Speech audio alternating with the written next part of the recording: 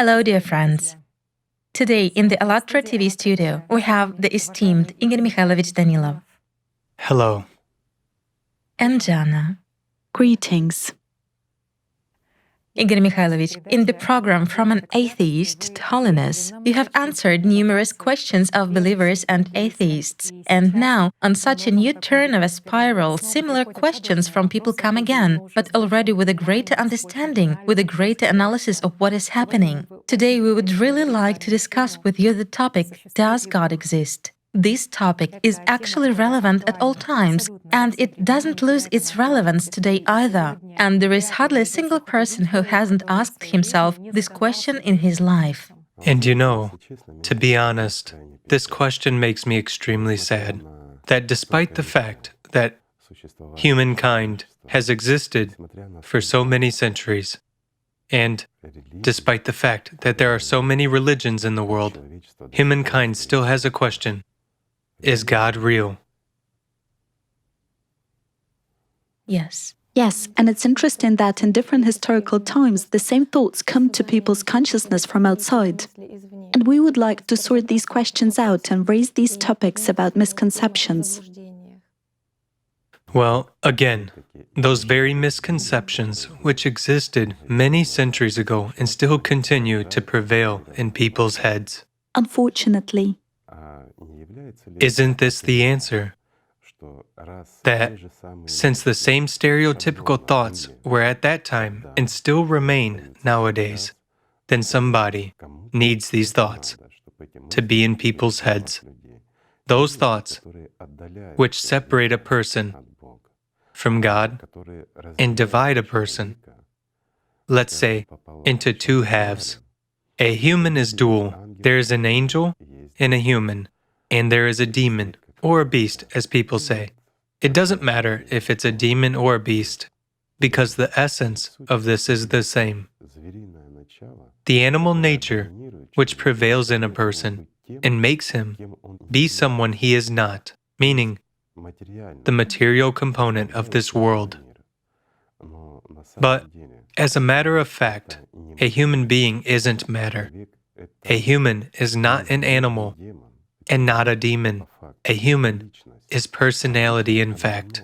While personality is much closer to the spiritual world than to matter, and there turns out to be a paradox, a human should be a spiritual being despite the fact that he's embedded in a body, and a human should predominate over those demons that we call consciousness. After all, there are a lot of religions today. I don't take the prevailing ones, although there are even prevailing religions which glorify exactly consciousness. And they are focused on the idea that human consciousness is nothing but a divine product. However, more ancient religions actually talk about the contrary. And, let's say, later religions mention the fact that you shouldn't trust your thoughts. Well, and we can find many of such points that the devil comes exactly through thoughts. So, there are direct indications that consciousness isn't you.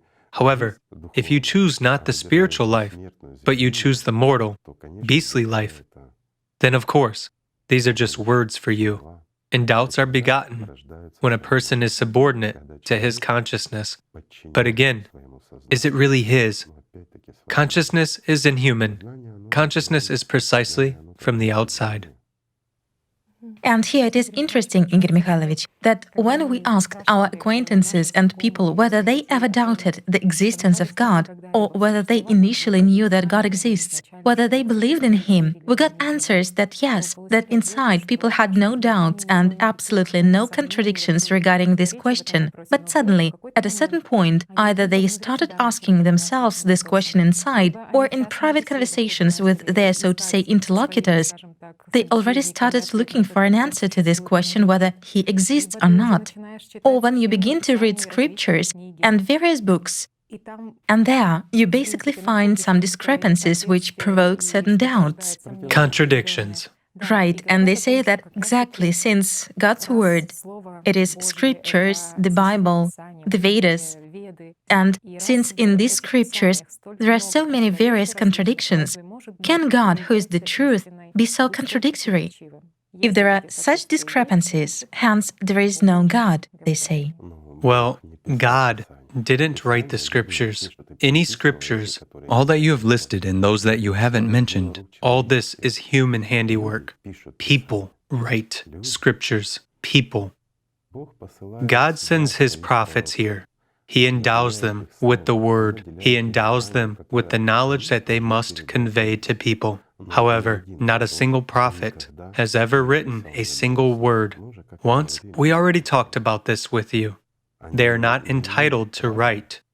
They are obliged to talk, and they talk, while people are obliged to preserve this purity in order to convey this knowledge to others, to their offspring, precisely in purity. That's how it should be. But what do we see? We see that eventually everything gets altered. It is even recorded with distortions. And at any rate, it was practically always written belatedly after the prophets had left. Well, again, it is written by people, after all, as one sees fit. Yes, and it's very interesting that in ancient times, when people talked about God, they didn't try to describe Him, but spoke about their experience through feelings. They left after themselves some sort of conveyance of exactly what they felt, and this contact with God just cannot deceive. If a person perceives the scriptures through consciousness, plus the distortions that the scripture contains, in what purity it has come to him, then when a person shares precisely what he has grasped in practice, it is already, well, it is not words anymore, it is feelings, and it is direct. Well, this is conveyance through feelings. Yes. It goes directly when a person is already open before the spiritual world. And he can feel this power, this love coming from the spiritual world. When he is able to perceive it, then of course everything is fine. Then it all works. But when a person lives in this consumerist world, when he's an inseparable part of it, and demons dictate to him, meaning he is dictated by consciousness, well, he should be like, well, there's nothing left for him to do but to hide behind a set of laws. And these laws are made by people. You have mentioned the Bible. Well, at least, let's say, to touch upon this issue a little bit. How many changes were made there after it had already been written by people?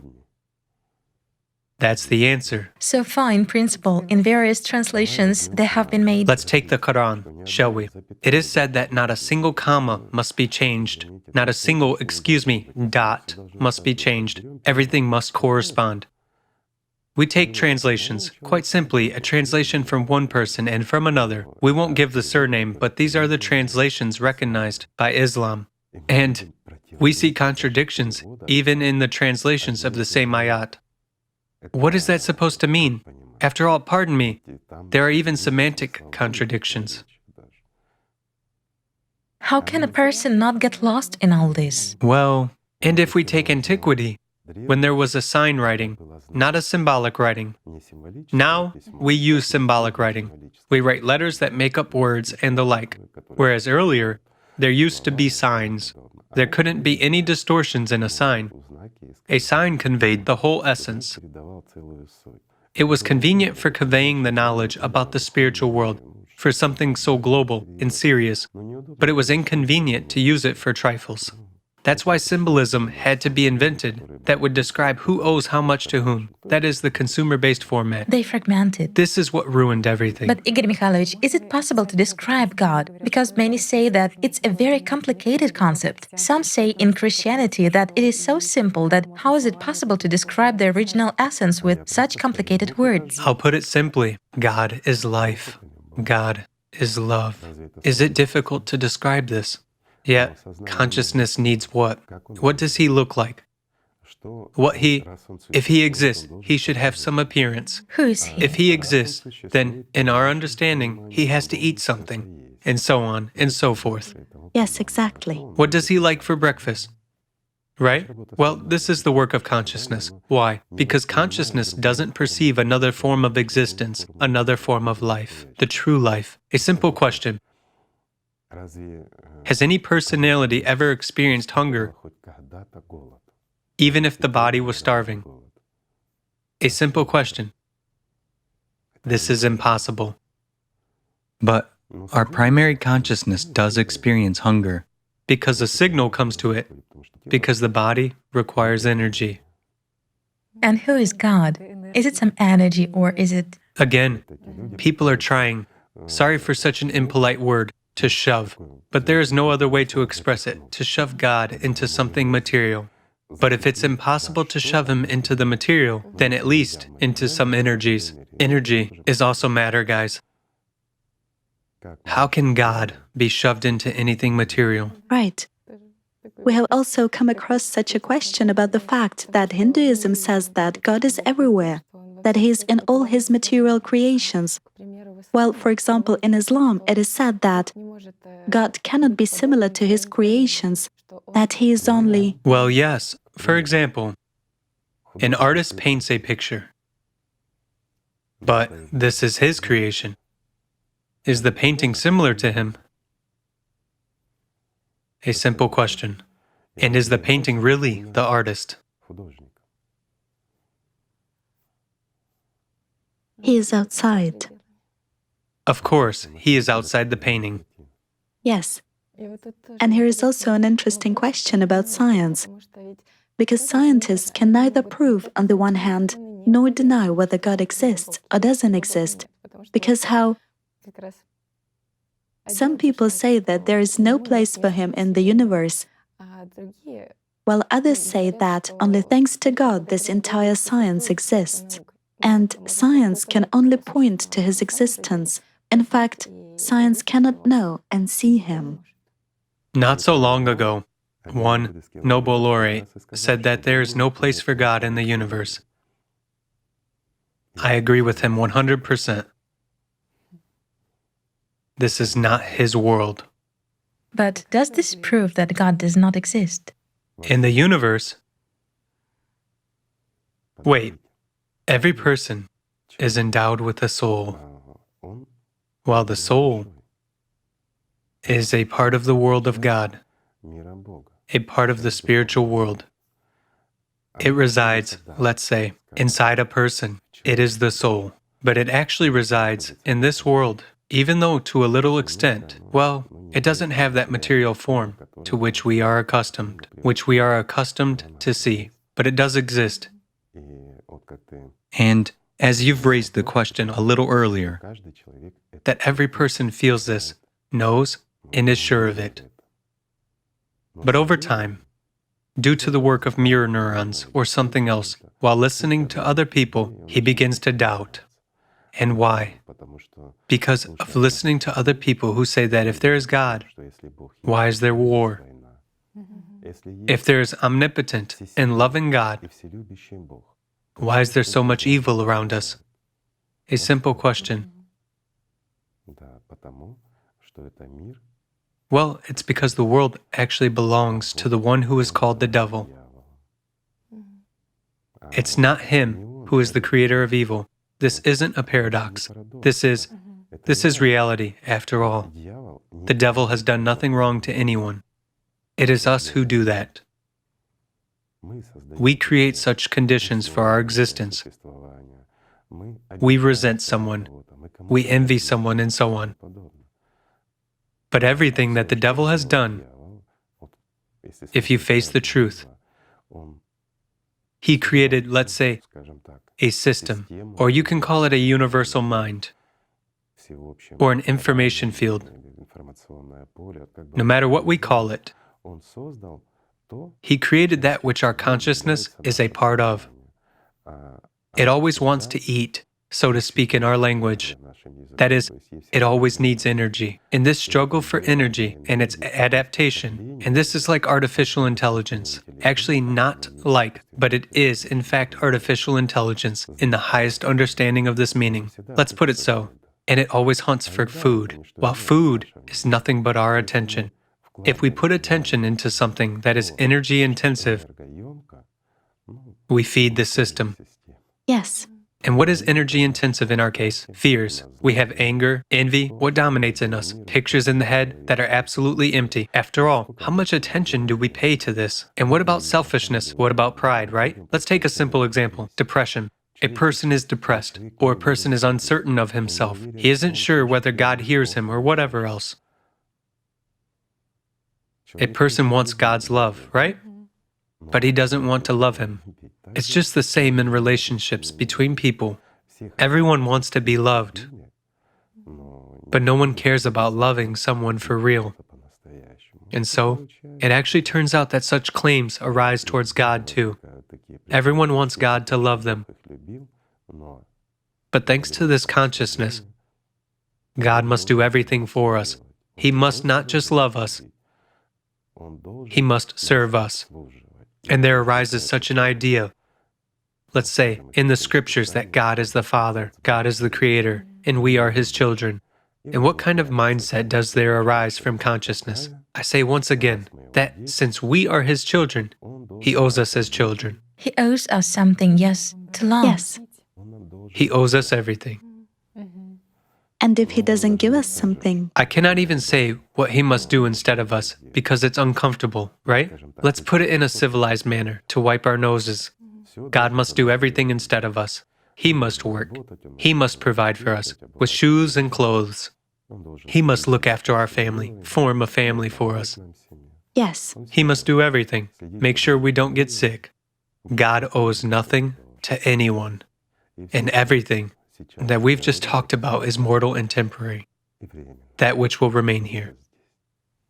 yes, And indeed, how consciousness understands the word love, that it is something all-forgiving, that God must accept you the way you are, that if He loves, Wait, if God loves you, if God exists, and God is all-loving, He must accept you the way you are.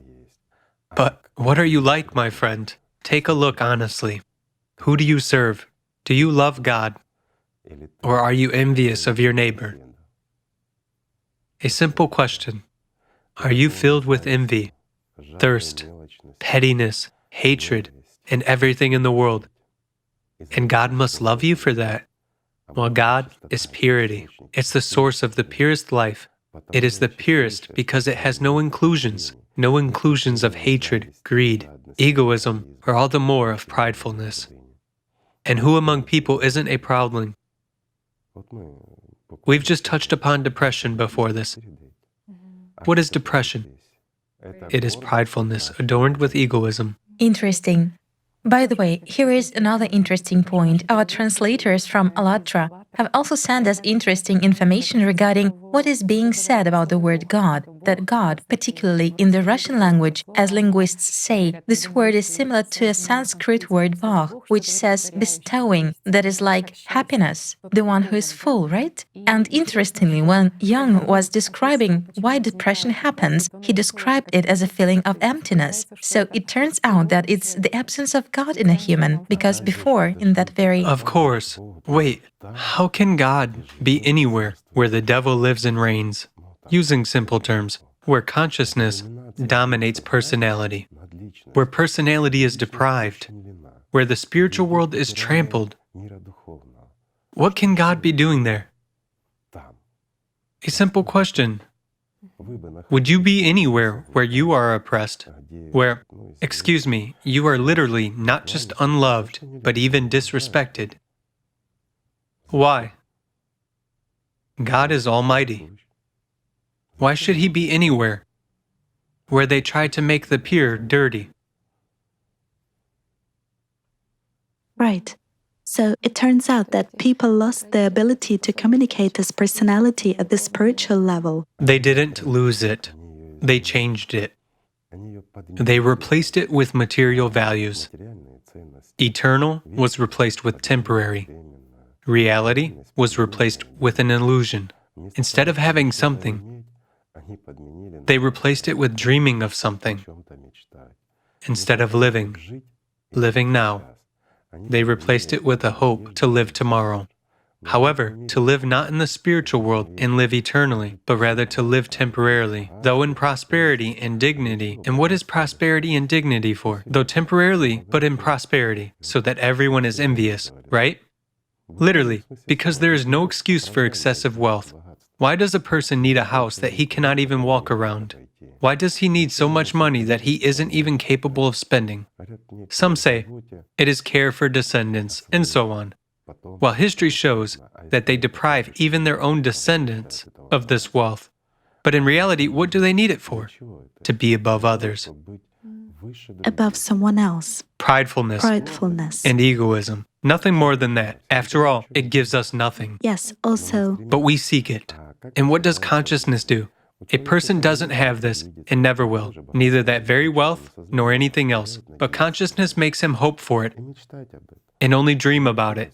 And if a person is dreaming, he is comparing himself to some oligarch. There's such a trendy word nowadays.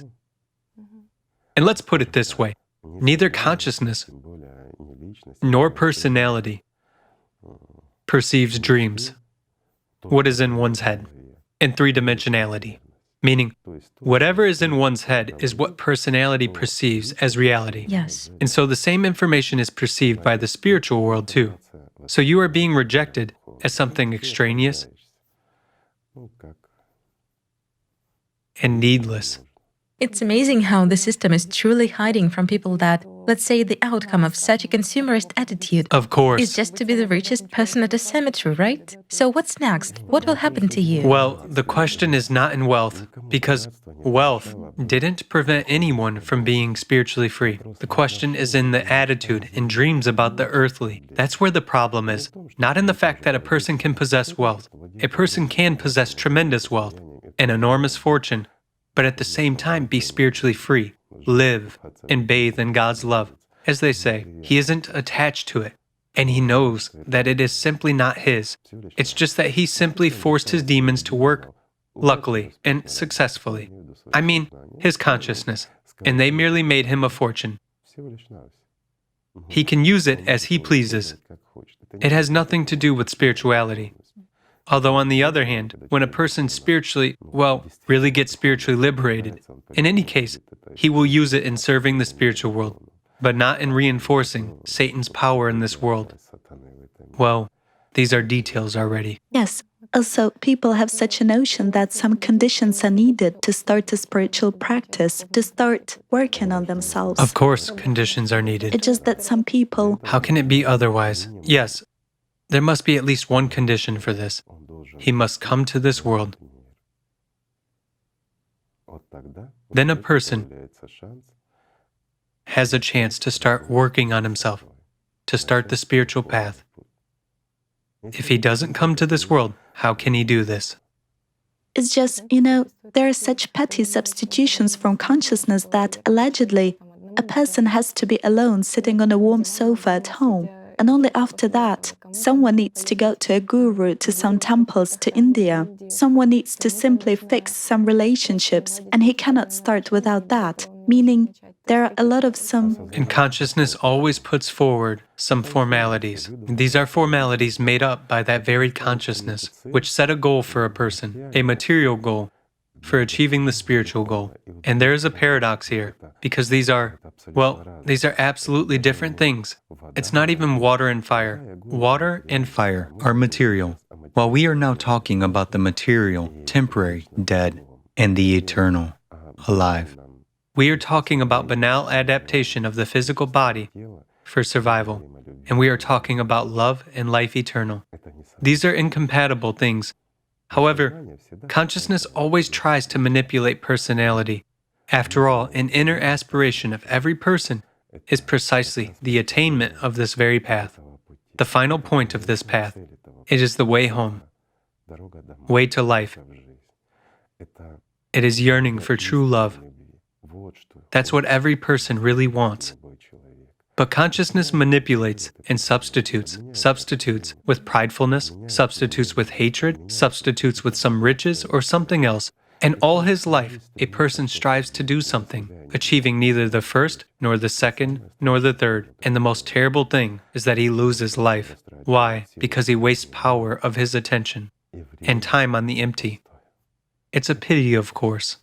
Yet a human realizes that he is actually in a state of pridefulness, of an empty one, right? So all these people Of course, who emptiness. understand that this emptiness And always loneliness. knows them, and there is a desire to break free from this. But again, when he says, how? Where is this God?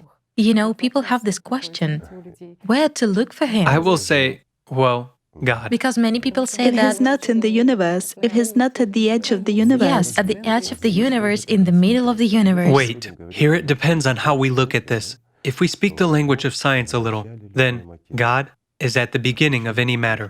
Why? Because his part is the one that gives life.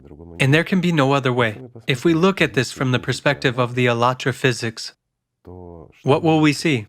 We will see that behind particles, or to put it simply, that very electron, the famous experiment with the electron, when it is sent through one slit, through two slits, as long as they don't observe it, it behaves like a wave. They start observing it and it behaves like a particle. Like a particle. We've already talked about this, but we will just repeat. Yet, what does this energy consist of? This energy consists precisely of septons. They form this energy. Their interconnection allows them to be a wave, or at the moment of observation, it immediately turns into a particle. So, they combine and form a certain particle, the same electron only with certain properties, characteristics, and the like. But what is there in the initial, the most initial element of matter? Basically, in the septon. There is basically that light which belongs to the spiritual world, meaning as a part of God. Isn't that so? It is. That's why both the first ones and the second ones are right, aren't they? Those who say that God is everywhere, because his part gives life. And the ones who say that there is no place for God in the universe are right. It's a paradox. And what about when they say that God is in the inner temple, that God is inside us? Inside us, let's say, as of a human, there is that which is called soul. It's a part of the spiritual world. Yet, is it God or his part? Can we call a part, for instance, let's take your hair and say that it is you. Yes and no at the same time, because your hair bears a DNA structure. And in this structure, all your information is recorded. It's a part of you. But at the same time, it's not you. Great. Well, the same appears to be in this case. However, where does the problem arise? The problem arises exactly in the fact that a person wants to see God, to learn what God is, to see, to describe him, or something else. And why does this happen? Because it's a trick from consciousness. If a person can see, for example, a planet, a person can see, he will look at the sky through a telescope, and he will see a whole galaxy or a mass of galaxies. As science develops, he can see more, and more. And he can go deeper in both the macro world and the micro world. Eventually, people will find a way to see that very septon simply, or to figure it out. All this is realistic. But is it possible to see God with earthly eyes? It's impossible. Because this is something different. Yet a person wants to see. However, it's not the person who wants, but it's his consciousness that wants. While consciousness, as a part of the material world, tries to fit everything to itself. And there is a trick here, a trick from the demon. It says, just look, if you won't see God, if they won't show him to you, how can you believe or disbelieve? Yes, you can believe. However, belief is a hope. It is empty. It's not knowledge. Today, we believe in one thing. Tomorrow, we believe in something else. But in actual fact, until you see, until you comprehend, how can you trust in this? It's just an issue of trust. Right.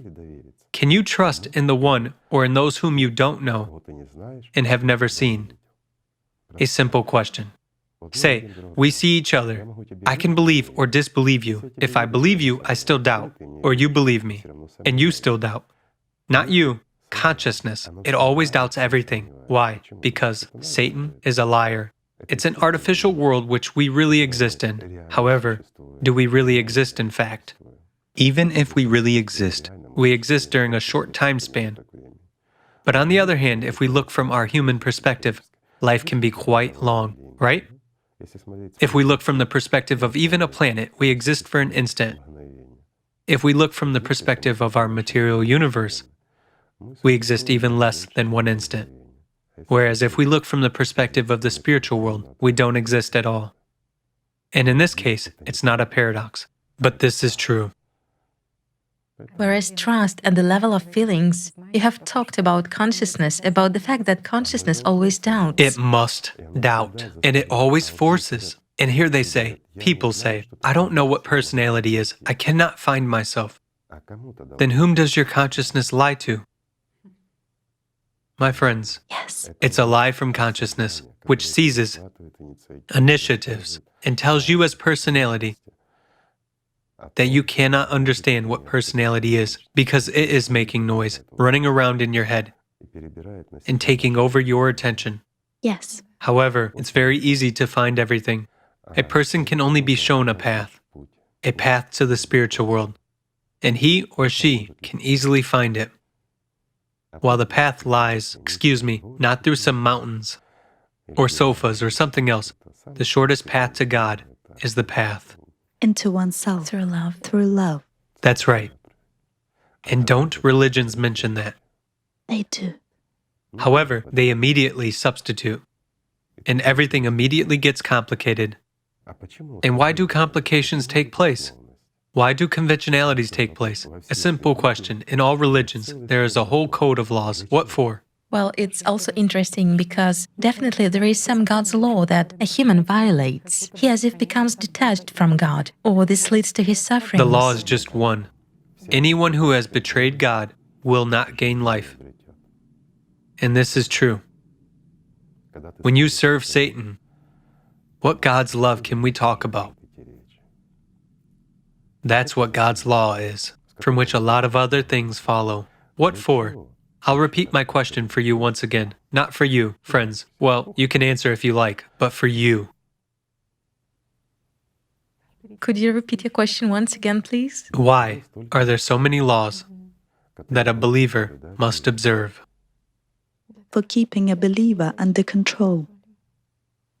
The system simply fragments all this. Perhaps it is unable to actually describe this simplicity, this main thing, and in order to lead people away, I'll simplify the question.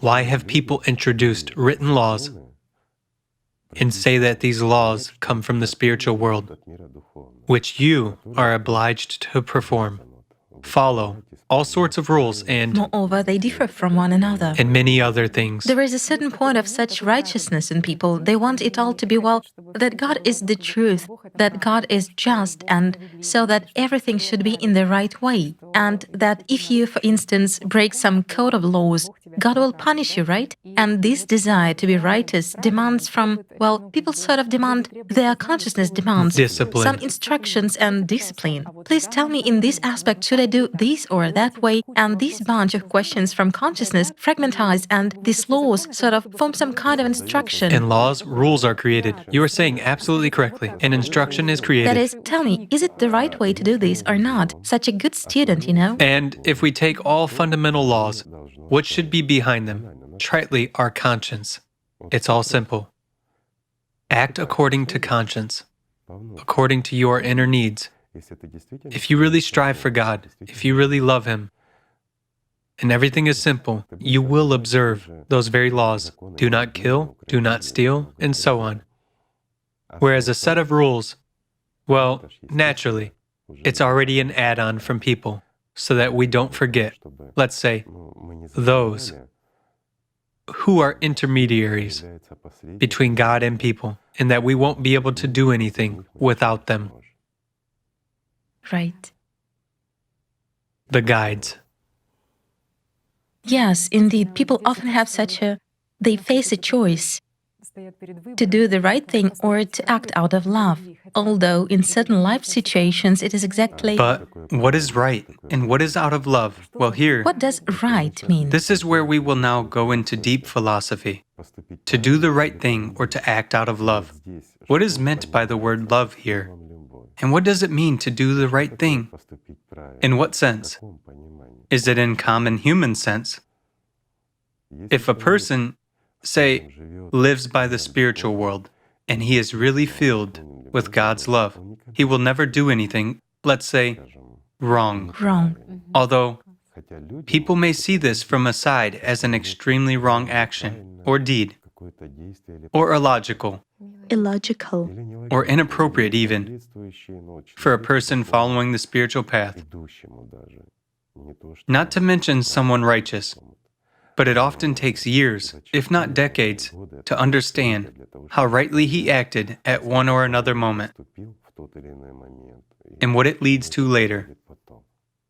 Well, again, we are shifting to another side of this existence. Now, Igor Mikhailovich, we have also touched upon the topic of conscience, of such an issue, because in society there are two standpoints on what conscience is. On the one hand, they say that it's a moral law which is given by God, while on the other hand, they say that it's a set of these social norms formed by, let's say, that very society. Qualities. Yes. Of what is good and what is bad. Well, on the other hand, again, these very laws shape at least some kind of morality in society, at least some kind of behavior and some rules of relationships. This is also good. And in everyday life, we also often hear a phrase like, if you don't follow the rules, you have no conscience, or some other expressions of this kind. That is, what gets confused is precisely... Or God will punish you. Yes, so there is a confusion of this very understanding of what conscience is. And by the way, they ask questions. Tell me, does every person have this conscience? Because sometimes it seems that some people don't have this conscience. Every human has personality. And personality primarily manifests itself in a human by what we call conscience. People feel whether this is good or bad, but oftentimes they do absolutely bad things. Over time, people's conscience stands still if people don't use it. I recall that once you told us that a thought never comes one-sidedly, kind of, do it only this way, that there is always a second voice. Of course not, certainly. After all, as they say, we have not one, but a few demons in each of us, and when a person has some issue which needs to be resolved, and he sees that it's not in accordance with conscience, while the second voice says, so what, it's profitable. After all, it will give you some privileges or something else, or some income. Succumbing to this temptation, a person often acts this way. There is always an alternative. It is always offered. And thus he goes against conscience, against honor, against normal, elementary human relationships. Or to put it simply, he goes against everything divine to please his material part. Yes. I recall the life story that at a philosophy lesson, every student was suggested writing a paper on the topic, do you believe in God or not? And many wrote that they believed and described why, described their feelings, while many wrote that they didn't believe. And after a while, after the discussion of these works had already begun, then the teacher was a very wise person, and he said that it was felt that people who wrote that they didn't believe in God actually couldn't even find arguments why they didn't believe in this. The answer to what they believe in would actually open people much deeper and make it clear for a person himself what makes him doubt this. And then such an interesting unfolding of events followed that people really began to say that, in fact, they do feel, that they do believe and feel somewhere deep inside that there is God. However, because either a friend wrote so or under the influence of some external factors, meaning that they will think badly of me because I believe that, if my friend who has better grades wrote that he doesn't believe, then I cannot write that I believe. Well, sort of. And under the influence of these factors, people just started telling lies. And the same is in society.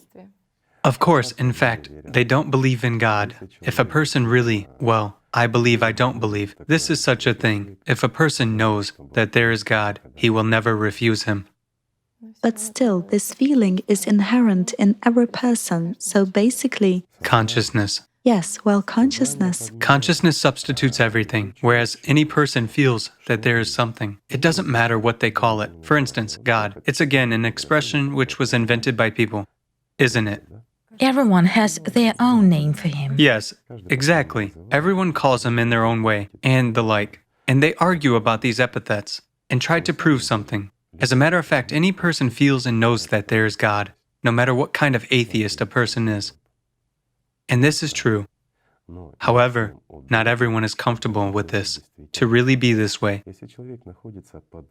If a person is under the absolute influence of his consciousness, under control, consciousness always finds plenty of arguments of why there is no God, and it tries to justify a person. This very attempt of justification of why there is no God allows a person to live not according to conscience, and it's a convenient form of existence in our material consumer-based format. Besides, it is so interesting that exactly these authorities, whom the system is nurturing, manipulate the following phrase: what kind of religiousness, what kind of spirituality, have you lagged behind life or what? And this phrase, lagged behind life, a question... Of course, after all, what is fashionable nowadays? For people to be like beasts to each other. Those who are our opinion leaders, who are leaders in business, they are leaders, they are ahead and the like. They actually treat people in a dog-eat-dog way. They don't reckon with conscience, and so on. That's what a human should be like. And what is imposed? That humanity is a herd. While those who get ahead are above this herd, they are predators. And that's what a real human should be like. He should be a shark in the world of business. A reasonable person. Right, while those who believe in God are backward people.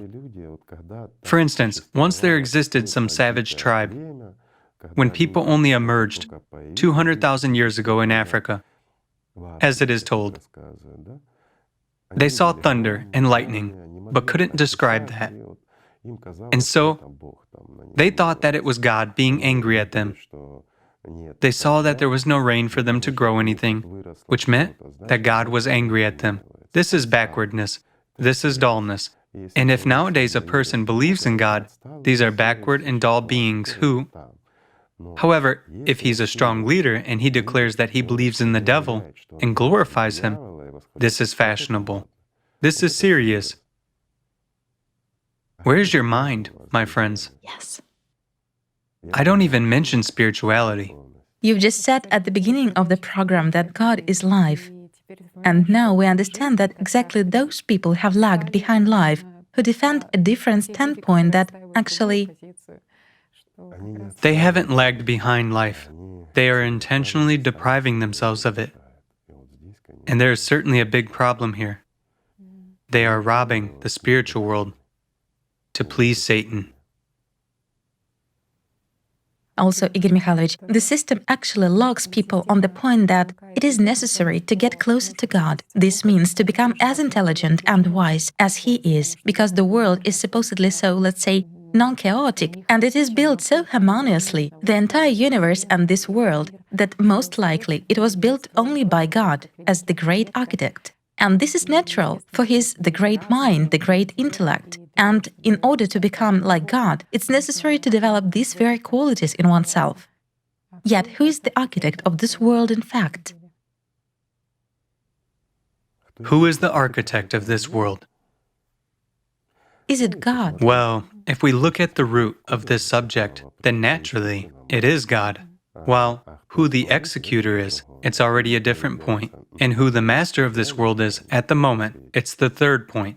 Well, here's a simple question. Is God the master of this material world? Who is the prince of this world?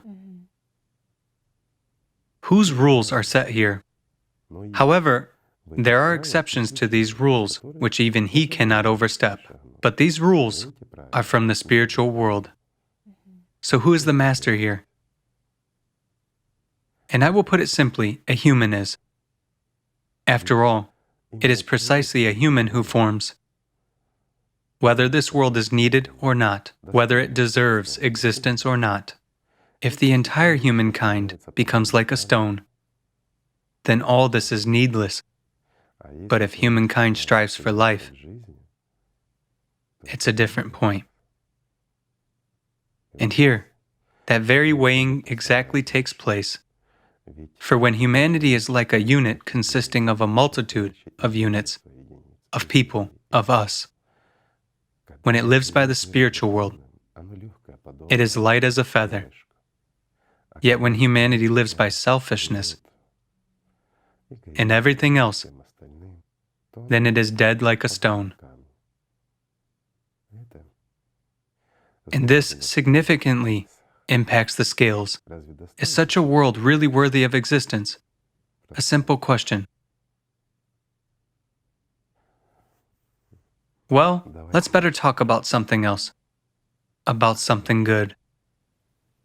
Here, also going back a little bit, you've been just talking about these tribes in Africa which are considered to be allegedly retarded. But we have also come across some information that in the 20th century, when ethnologists went there not just to look from the outside at what the people of this tribe were doing, but they actually lived there in the field, they went through thick and thin with the members of this tribe, became, so to speak, close to them and earned their trust, that it was at that moment that people all over the world, whether it was a tribe in Latin America, in Australia, or in Africa, precisely members of this tribe were revealing the innermost to these researchers.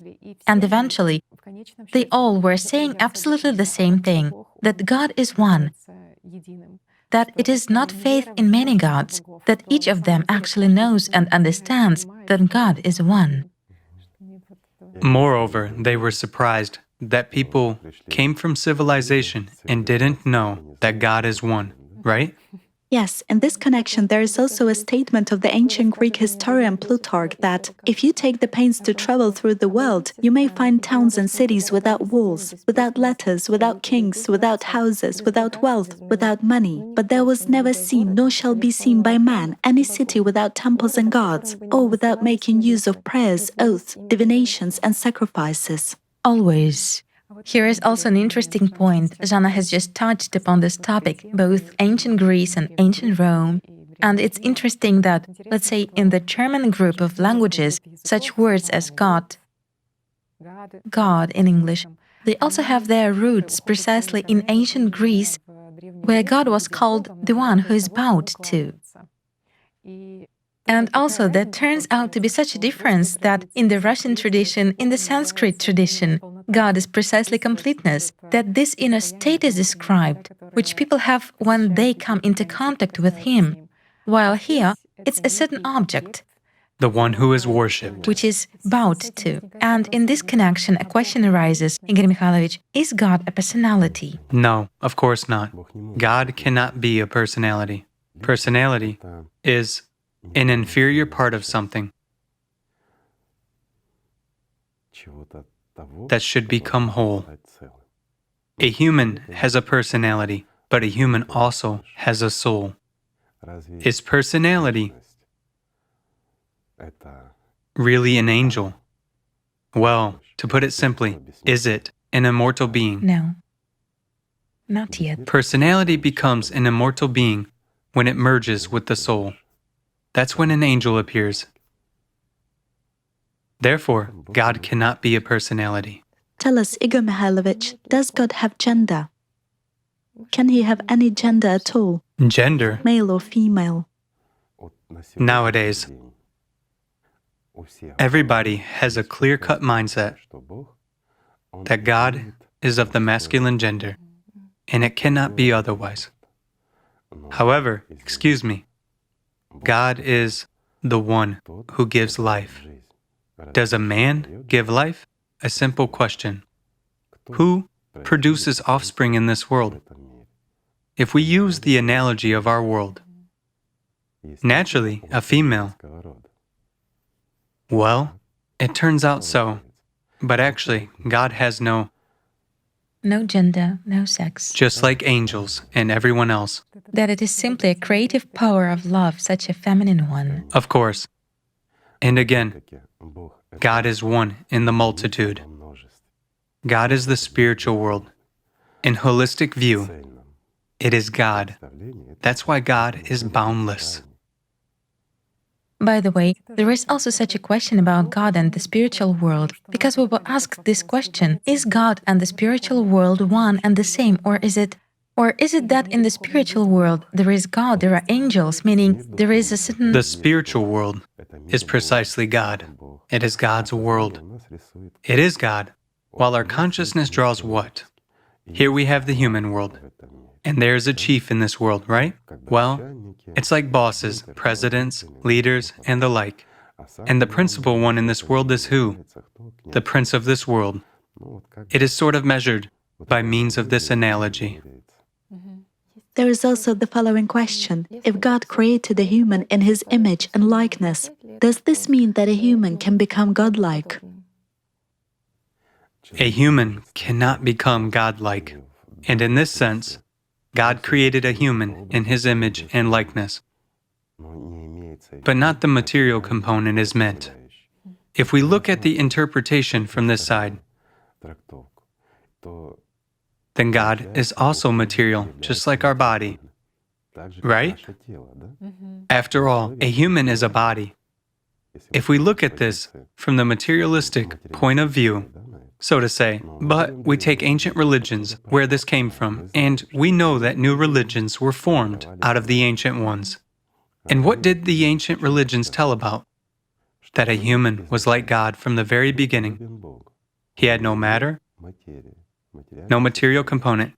He Spirit. was a spirit, yes, and manifested himself here, and only later there was matter as part of this world. And here he was settled in such hothouse conditions for him to grow. Well, it was like an incubator for angels, let's put it so. It's simply interesting even what kind of a chain consciousness builds for people. After all, what does it say? That if a human is like God, then God is like a human. Therefore, Well, of course, it means God is just as inclined to the same.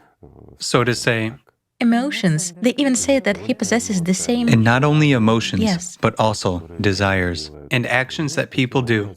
And so, many people sort of were telling this, and ideas were formed about God, and then gods in plurality, with their human weaknesses and the like. There is such an understanding. Actually, all these Homers and the rest told about El, about the pseudo-gods who actually used to be in this world. You've touched upon Homer now, and we also came across some information when we were preparing for the program. Precisely in ancient Greece, in the Greek-Roman tradition, there even used to be such a word as theology and theologian. And of course, it had nothing to do with the Christian religion. Christianity appeared later, and so theologians were called authors of the stories. About gods. Theology represented stories about gods, about their deeds, about their adventures, and the authors of these stories were Homer, Hesiod, Orpheus. And this understanding of what theology was in pre-Christian, And I'll put it simply, what has changed, friends? Just as there were theologians before, so are there still now. Both those ones tried to lead to God, and these ones do. Yet, to which one? right. I didn't say that. Also, Igor Mikhailovich, in literature, for example, in Dostoevsky's works, we came across such statements that the devil and God are fighting against each other, and that the field of this battle is the human heart, human hearts. And it is interesting, is God really fighting against the devil? And it is always said about good forces, about the forces of good and about the forces of evil. What are these forces of good and evil? Well, let's put it this way. God, of course, is not fighting against the devil. This is unrealistic. Why? Because God has no one to fight against.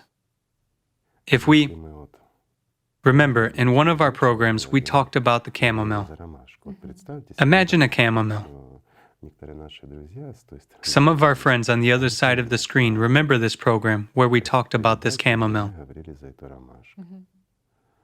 Tell me, if you remember, there we also talked about a bug that is sitting under the pistol. Will you fight with that bug on that chamomile, which you invented back then, and have already forgotten about? If we hadn't reminded you, you wouldn't have recalled it, would you? It's of entirely different nature. Of course. But it really existed because you imagined it. How can you fight with some bug that you imagined for a moment? God knows when. Moreover, there must be several bugs, because you have to fight for someone. But human consciousness cannot imagine its existence without war. And that's where all the trouble comes from, because it's part of the animal world, the mortal world. And here, there's always struggle and confrontation. Everything is conquered with struggle and hard work, not with love, not with joy, not with happiness, but with struggle and confrontation. That's how it all started. And Igor Mikhailovich, I would also like to ask you about the forces of good and evil, because it has been told since ancient times that the forces of good are fighting against the forces of evil. This exists. What are these forces of good and evil then? The forces of good? Well, let's take a look at what forces of good are in modern times. The forces of good today are those who actually stand up for God's love. They are those who in this world oppose exactly these negative and materialistic forces. And who are these forces of good? Well, let's put it simply. It is that very alatra. You, my friends, are the forces of good when you stand on God's side, as well as believers of all religions. Not those believers who defend their religion even before God, but those who really defend God's love, even in their religions. And the forces of evil are us again, who do evil. Us who do injustice. Us who oppose God. It's true. It's us who are both the warriors of God and the warriors of Satan. Each of us, yes. Each of us, by our choice, what we choose, that's whom we serve. And what does it mean that God is alive? And God cannot be unalive. Matter is alive, and many of us are alive. For now, as long as we hear, as long as we communicate, and we think that we are alive, but we are alive for this moment because we have a chance to gain life. And if you look in perspective, far from everyone is alive, because the human term is extremely short. And paradoxical as it may be, our body is temporary, and we exist here for a very short time. Even considering the longest human life, it's only a moment. So are we alive or dead? We become alive only when we really choose life, when we become a part of the spiritual world.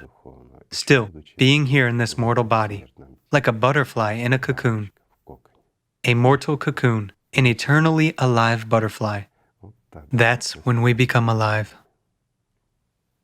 Also, Igor Mikhailovich, such an interesting question was sent to us. I'd like to read it out for you too.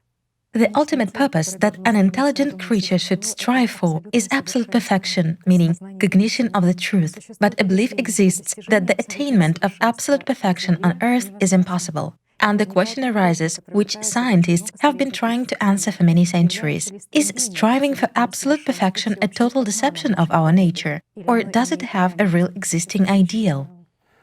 There is a substitution here. Perfection, as consciousness understands it, is a devil-like creature that changes the material world. Why devil-like? Because it must have power over everyone. It must be perfect over all the living. But in fact, a person is able to become absolutely perfect, and he is obliged to do that.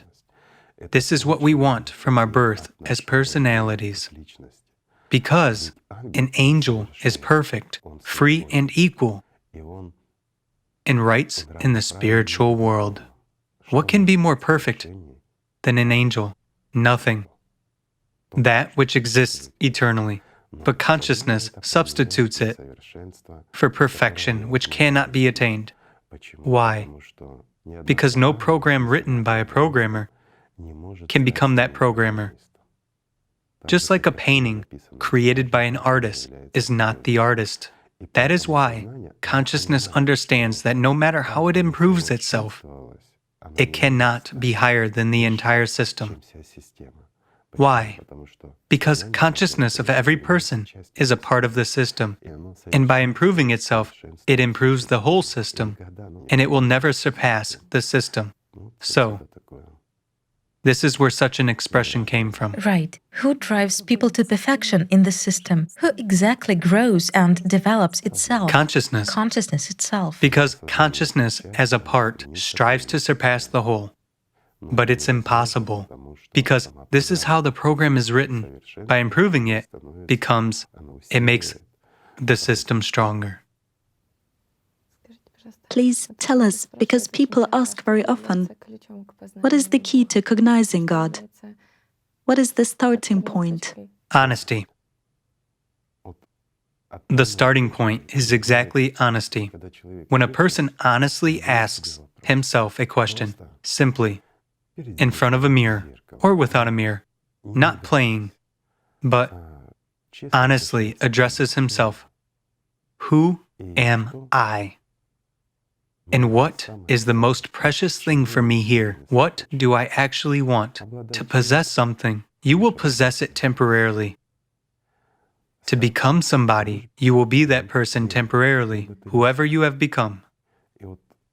These reflections and honest answers precisely give an understanding of what you want, to serve the devil or to embark on the spiritual path. This is the starting point. But the paradox is that people play at this. Even when trying to ask these questions, they are afraid of the answer. Why are they afraid? Because they will have to change their whole life. And it seems to them that they will lose something. It is consciousness that is afraid. And consciousness will lose a feeder. It will lose a slave, which it manipulates. And everything might change. After all, having grown up, personality should and must become a highly spiritual creature that should enslave this consciousness. And consciousness, these demons, they must serve personality. That's the point. As for worship, actually, a person should become strong enough spiritually in his lifetime to force these demons to worship God. Not himself as a part of the system to bow down, falling and playing, posing himself as a believer, and mooch something as a beggar. When they bow down to your feet for a coin, a human shouldn't be like this. Because becoming spiritually free, he becomes a part of the spiritual world. How can he bow down to his own kind? He should stand proud and perceive them, but he should force the demon to bow down to the spiritual world. Then this is right. Then this is respected. This is how it should be, and not otherwise. Igor Mikhailovich, people also ask a question, what is God's grace? It is God's love. It is being overfilled with this love as a blessing to such an extent that you want to give it to someone. This is what grace is. When you have that real, the alive, which you can give, which you can share, this is what grace is. While all the rest is not grace. When you are full of God, Of course, overwhelming you, when you are overfilled with it, you can share it. such a question, is it really so that everything is possible with God? What does it mean, everything is possible with God? This is the question which exactly demons in the head make. And everything is possible means moving mountains or something else. I'll put it simply, everything is possible for God. But is it possible for a human? It is, when he becomes a part of this God. When he becomes that very angel here during his lifetime. Well, then he's already a part of the spiritual world. Then everything is possible for him. And what does God's presence in a human life mean? How to understand this question, God's presence in a human life. But isn't God present in a human life? Isn't the soul part of the spiritual world? And what does it mean? It means a chance to gain life eternal. This is what a person came to this world for. Well, is it so? Such an interesting question. What does it mean that God is the rock of our salvation, that it is our fortress? Well, now this is more of a religious expression. The fortress. The rock is the basis which we rely on. It is our faith that we hold on to. Why does God punish us when we sin? God hasn't punished anyone yet. A simple question. Has God taken a belt and smacked anyone with it? No. People punish themselves when they serve Satan. And it is Satan who punishes them. Yet, a simple question. What does Satan punish us for when we serve him faithfully? So, I have asked you a question. It's not only you who ask me questions. Probably because when a person experiences pain, he strengthens the system and Satan even more. Of course. After all, the devil punishes a person not so much with physical pain as with emotional one. He drives him into stress. At this time, primary consciousness draws attention to itself even more, and it turns out that it consumes much more from personality and merely transfers it to the system. I'll give a simple example. Do you know how a goat is milked? The more effort you apply, the more milk you get. Here's the answer for you guys. Everything is very simple. It's not God who punishes, but you punish yourselves because you serve the wrong one. By the way, there is another very interesting point, again, going back to God's justice. What is God's justice if many think that... I'll just quote the parable of the prodigal son from the Orthodoxy, Yes, that when he loved and wasted all the property that his father had given him and returned to him, his father greeted him with love. And the elder son, the brother of that one, seemed to be against the way the father met his son, meaning he wanted him to manifest justice. he wasn't against, he was indignant, because the father showed love for his prodigal son, but didn't show love for his faithful son, who was near, who worked and did not betray. And what does this religion say? This religion says that the father rejoiced at the return of his son, and so God will rejoice at the one who had got lost, but returned. This is what it says, isn't that so? Yes, but the fact that he didn't punish his son. Yet, could he really punish him harder than he had punished himself? Why punish someone who fell and got very hurt? And when he's trying to get up, he can only be given a hand. How can it be otherwise? Right? It's just that consciousness somehow misinterprets what God's justice is. It's not in punishing them, that it is people who punish themselves. But God doesn't punish anyone. Right. It's the devil's lot. Perhaps this justice is in the fact that God equally treats everyone with love, and in everyone there is this particle of God. It's not true. It's not true. God cannot treat everyone equally. If a person has betrayed God, if he serves the devil, if he believes that this world is material, and here one needs to live unrestrained and in full swing, that we have one life, well, he has signed an agreement with the devil. He has betrayed God. How can God love the dead? God is alive, and he loves the alive. God cannot love the dead. Tell me, today you came here and walked up the stairs. Do you love these stairs? Why have you grinned? Because they are dead. After all, you walked up them. They are dead. That's the answer. There is another question from people. Why does God do wrong to good people and does good to bad ones? But how to understand this question? How can God do wrong to good people?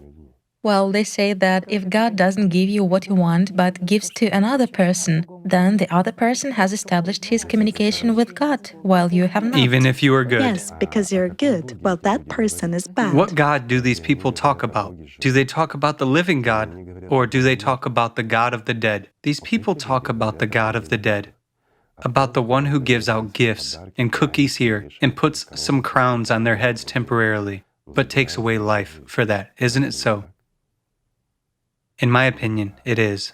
People want to see some visible consequences of, let's say, communication. People want to bargain with God. They want to receive something from Him. But do people as personalities want this, or the one who dominates them, that beast? Isn't that so? After all, it is consciousness that wants. If God loves you, He must give you everything in this life. But is this really a measure by which God is measured? In my opinion, this is precisely the measure of the dead. That measure with which they measure their graves. But this has nothing to do with the living God. Igor Mikhailovich, we have something interesting. We came across curious statements by scientists, physicists, and we would like to ask you some questions about this too. The German physicist Max Planck said that for believers, God is in the beginning, and for physicists, He is at the end. At the end. Of all considerations. And this is really so. Today, many outstanding physicists who consider themselves to be physicists, they really learn a lot. Some of them have even received high prizes, respect, and everything that is possible. They say that God doesn't exist. Why? They look into the depths of this world, so to say, and see no God there. But they receive all their privileges for serving Satan. These are little gifts, so that they sow doubt in the heads of those who also want to become equally famous and eminent. But true physicists, who are really into science, they eventually understand and come precisely to God, to an understanding that, pardon me, it is possible to put everything in its place like this, only having boundless wisdom. It won't just happen by chance. Moreover, today, physicists, so far manipulate entire planets and mountains, delving into the micro world. What we've come to are macro objects, even though we consider them micro. But when modern science will be able to look deep into what the energies weaving the fabric of this world consist of, they will understand that, apart from God, there is nothing. Everything else is an illusion. And basically, for this humanity, it is not far off if they want this. That's how the science of physics can actually be ahead of any other science. Precisely in the proof of the existence of God and the illusory nature of this world as matter and a temporary refuge for the living. Everything depends on them, on the human choice, whom to serve and what to do, to create weapons that kill us or to get to the bottom of the truth and see firsthand that there is the world, the eternal world, and not just this small material island. By the way, Igor Mikhailovich, you have mentioned weapons, and we also came across the words of another scientist. This is exactly Verna Von Braun. It's a man who at his time was doing developments in the Third Reich. Well, who doesn't stumble in this life? And when they actually had already taken him to the USA so that he would work for space. Continue to create weapons there. Yes, but what seemed interesting was his statement. I would like to read it out. He said that it is widely believed that in the era of spaceflight, we know so much about the nature that we no longer need to believe in God. This view is completely wrong. Only a new appeal to God can save the world from impending catastrophe.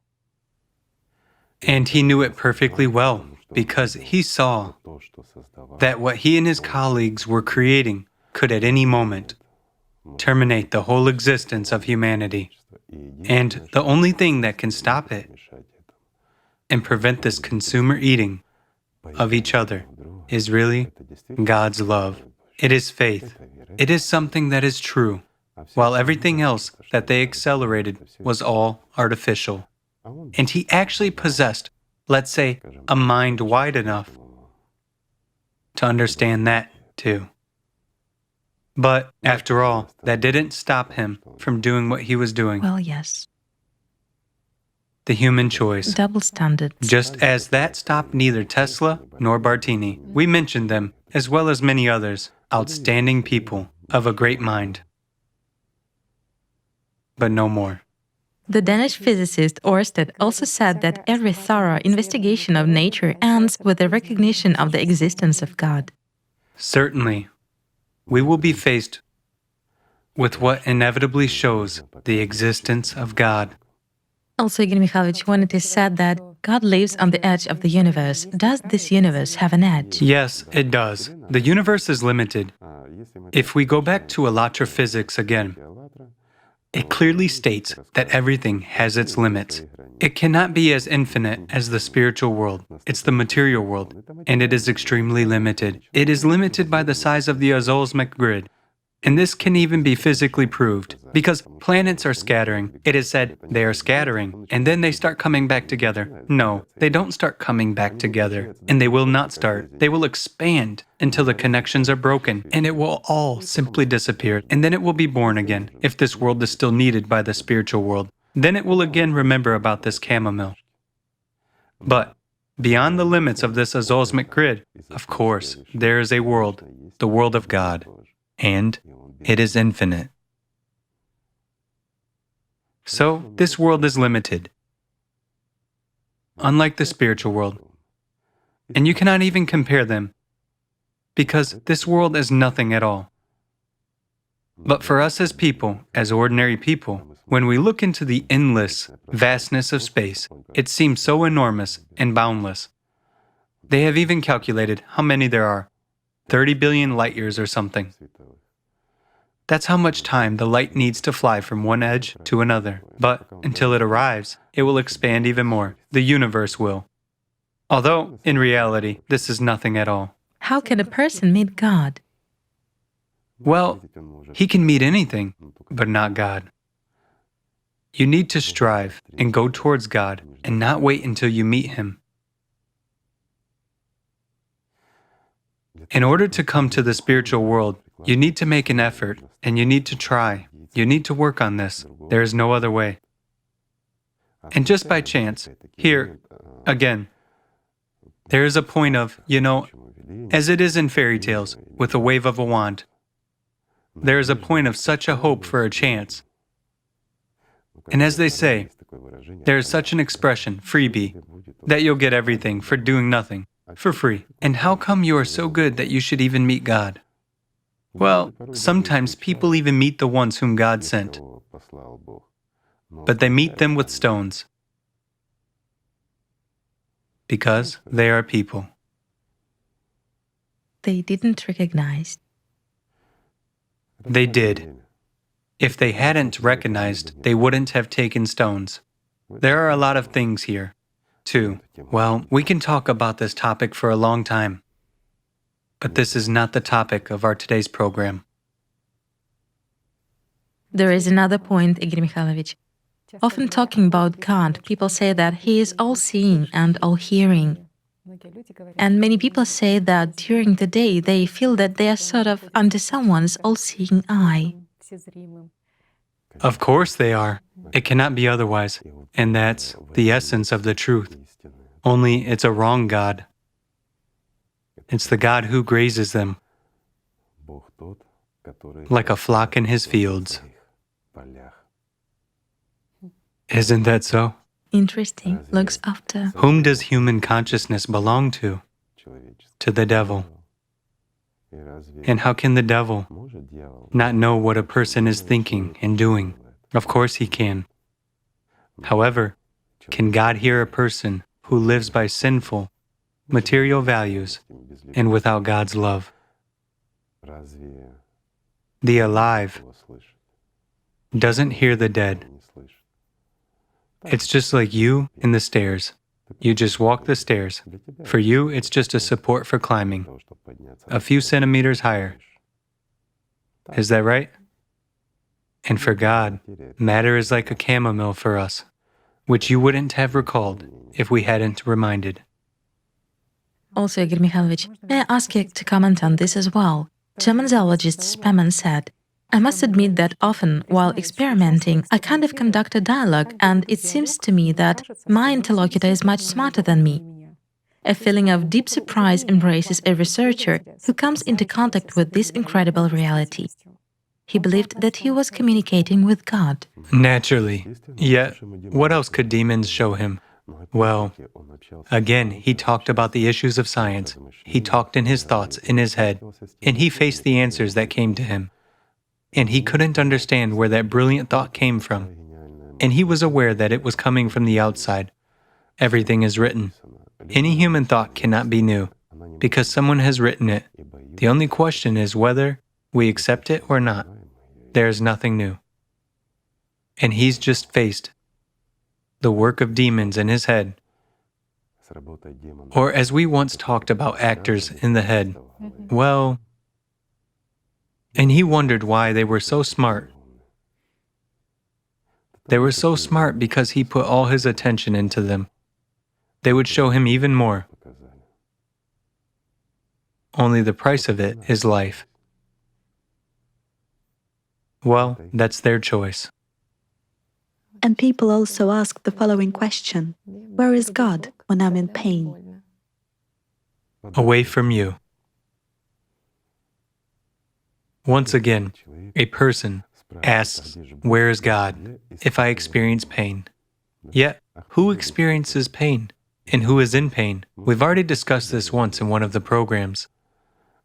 In this case, a person doesn't separate himself as personality from consciousness and calls I'm in pain, I am, meaning consciousness, because it is primary consciousness that experiences pain. It feels it. It is actually personality that experiences it, but not as pain, but as a signal that comes, meaning a need to invest attention. And then again, where is God when I'm in pain? God is just where He was. But where are you when you are not in pain and you are happy? When you enjoy the gifts of this world? Where are you? And how far are you from God? I would ask such a person, do you think of Him? Of course not. Why does he need God?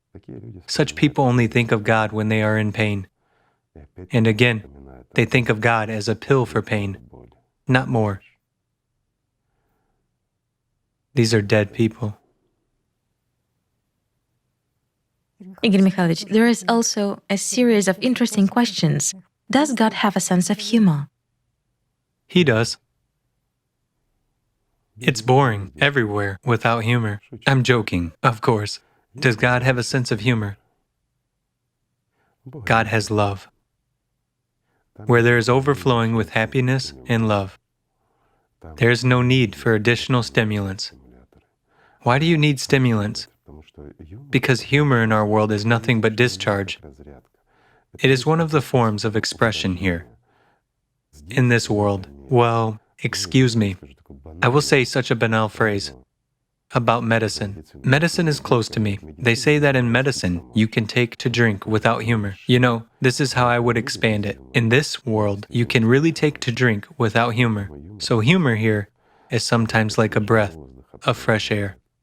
While there, it isn't needed. The air is always clean there, and there can be no dirty one. Joy. Of course.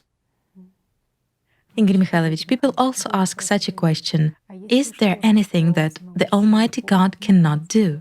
Yes, indeed. There is something. He cannot force a human to make his or her choice, to be alive or to be dead. This is done solely by a human. And again, this is the very essence of everything. For it's a human who chooses. Just imagine how, to explain it simply, Well, I would say, let's try to reflect on it. Imagine a world which is divided into the alive and the dead. And here, a human is standing. The devil can shout to him, yet he won't even lay a finger on him. But he shouts to him in his head, "Come to me," and lures him with various things, while God simply has love. But he doesn't shout or yell. He is simply in a human, as personality, as a soul. And a human feels this, but he feels this through personality. And what will he choose? Life or death? Even God cannot force a human to choose life if he has wanted to die. This is probably the only thing that God cannot do, to make a choice for us, the choice to live or to die. We are the ones who choose. And this makes us, once again, when we choose life, this makes us equal among equals. That's the whole point. But this also makes us equal among the dead, if we choose to serve Satan. That's the freedom of choice. Well, that was God's will. And excuse me, God is not a human. If he said this way, then so it will be. He gave a human a will of choice. This is the only will that a human can manifest. It's in his choice.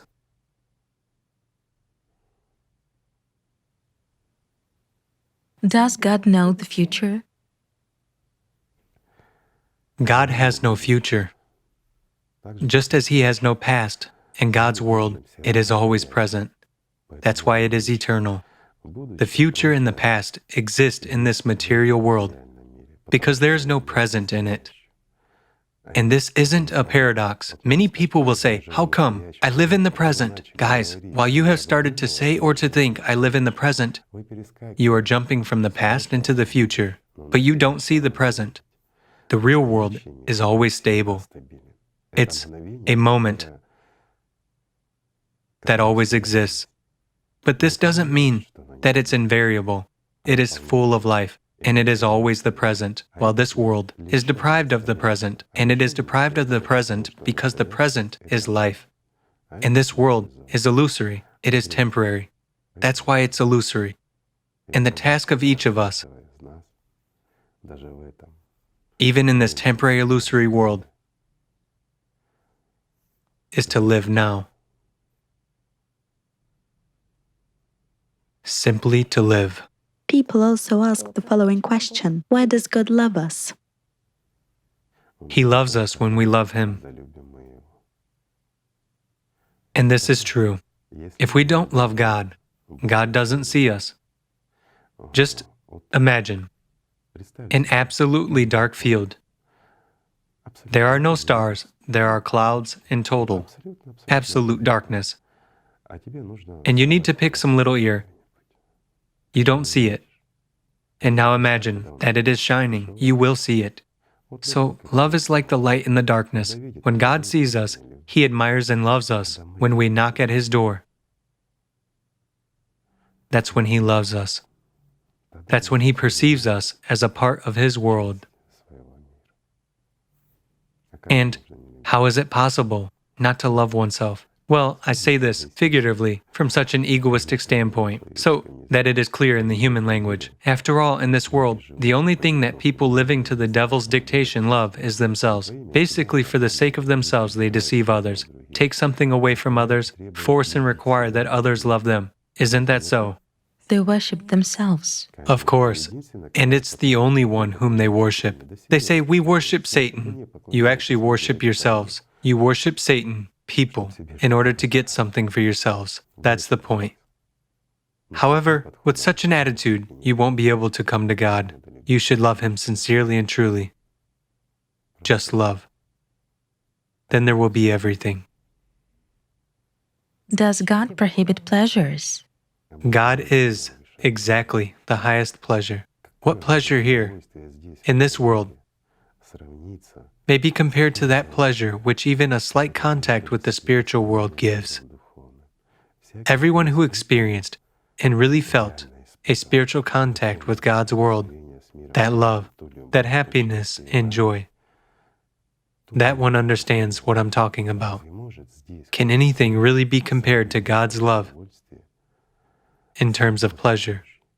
A simple question. Of course, nothing can. God is exactly happiness, joy, and the highest pleasure. Another question is asked: how does God talk to us? By means of what? Well, we already answered these questions by means of the Holy Spirit, or the one whom we call the Holy Spirit, if we refer to religions. That's exactly His voice and His hearing. Does God continue working miracles?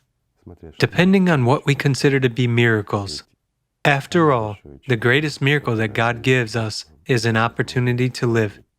He gives an opportunity to come into contact with eternity, even to us, those who reside here. Even if we so far, well, I would say we are even unworthy of that. We begin to invest our attention and love for the spiritual world just a little bit. We only apply slight efforts, and God already works a miracle. He responds to us, "Isn't this a miracle? We are still dead, but He already communicates with us." What can be a greater miracle? Well, manifestation of various, so to say, metaphysical phenomena. Is this actually a miracle? It is just physics, which we so far don't quite know.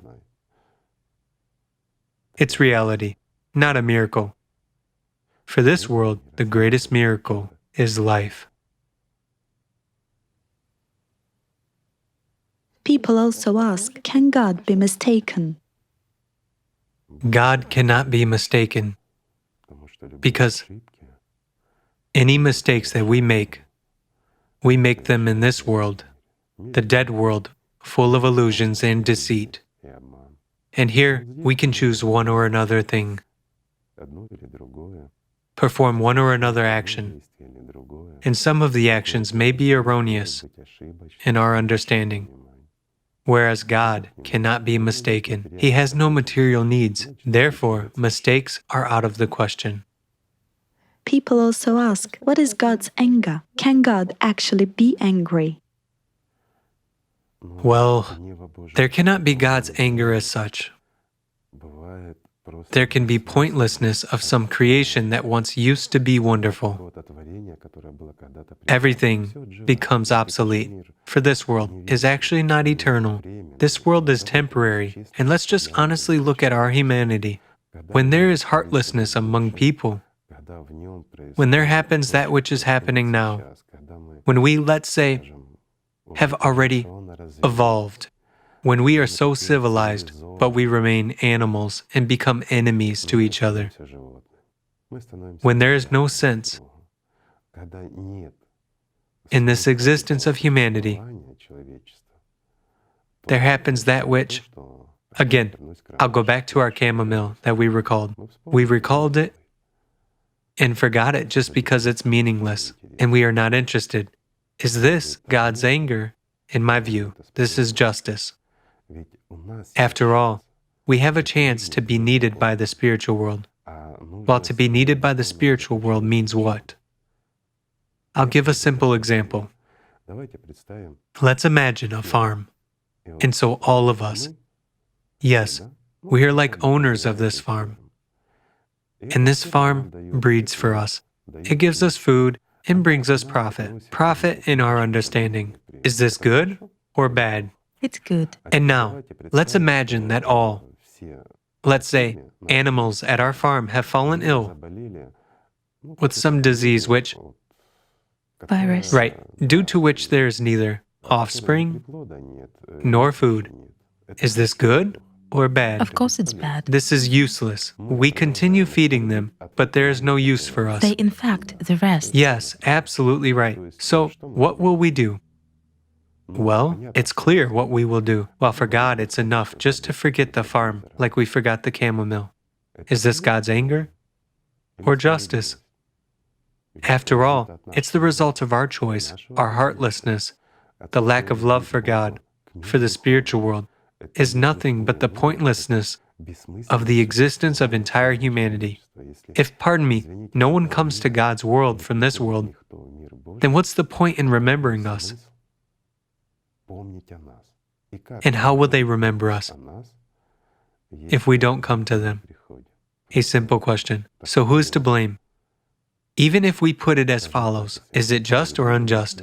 A simple It's an question. interesting comparison that it turns out that it's not interesting to observe this world. Of course, it's not If there interesting. is no observer, then there is no World either. world as a particle either. Of course, for as long as we are, so to say, being paid attention to, and they pay attention when the real equals come from our illusion, when this gives joy, gives an impetus,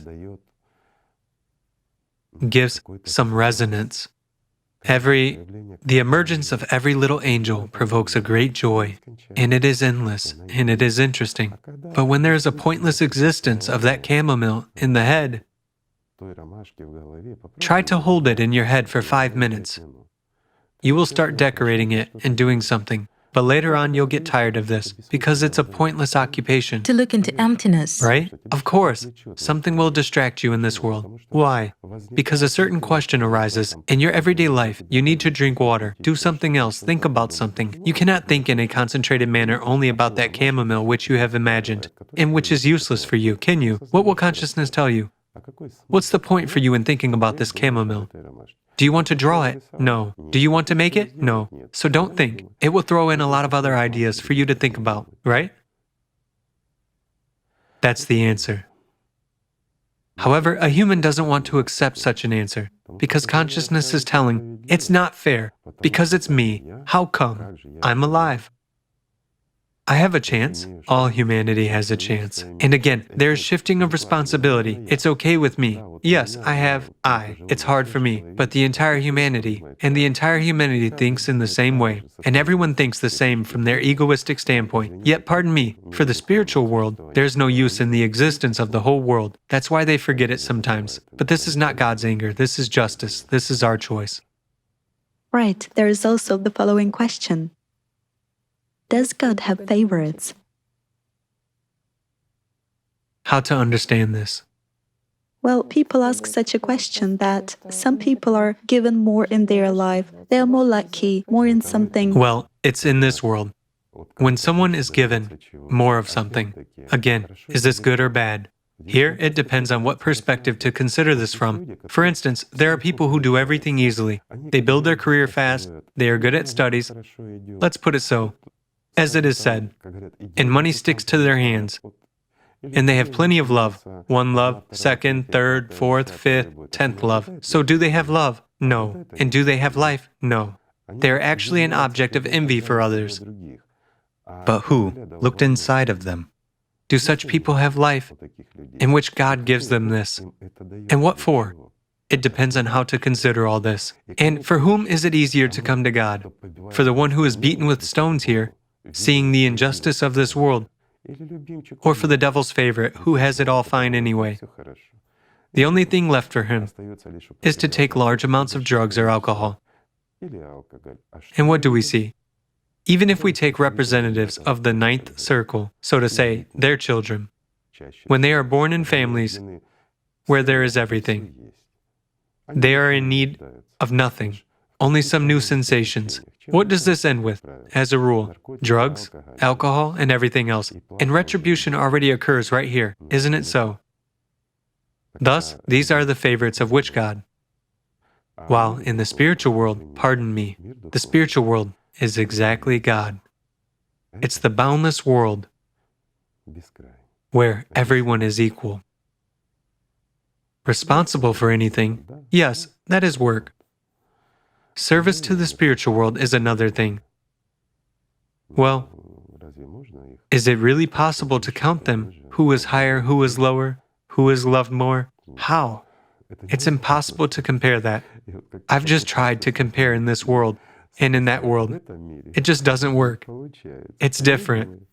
But consciousness perceives this with difficulty. It's not quite clear for it. How come? After all, in our community, there are always some superior people, right? Well, I've just explained why there are such people, while in that world, there is no such thing. What about cases when believers of various religions say that, let's put it so, God loves the followers of a certain religion more? For example, he loves Christians more, or Well, this is what Christians say. I haven't heard Muslims say that. And I equally haven't heard Christians say that God loves Muslims more. That is why, pardon me, these are organizations in the first place, which take care of themselves. They don't see to it that God doesn't forget about the chamomile. They care for their interests. Divide and rule. Isn't that so? Well, far from everyone. After all, in any religion, there are people who strive for God. And this is what unites them. For them, the differences in religions, well, it's just that someone lives somewhere. These are conventionalities, which they are used to. It's convenient for them this way, but not more. Those who are really in contact with God's love do understand that everything else is superficial. It doesn't matter who is dressed in what way, what language he speaks, whether he crosses himself or not, or what ritual is performed. It's just a ritual action. God is inside, not outside, whereas everything we do on the outside remains on the outside, and this has to be remembered. And it is possible to come to God only through the inner gate. There is no gate in the external. Therefore, my friends, let's love each other, and let's keep our inner gate open and never close it before ourselves. And it's even better not to stop before the gate, and not to be afraid to take this step, the step into life, but by no means aside. And you should never betray God. Never. Thank you, guys, for being with us. Thank you.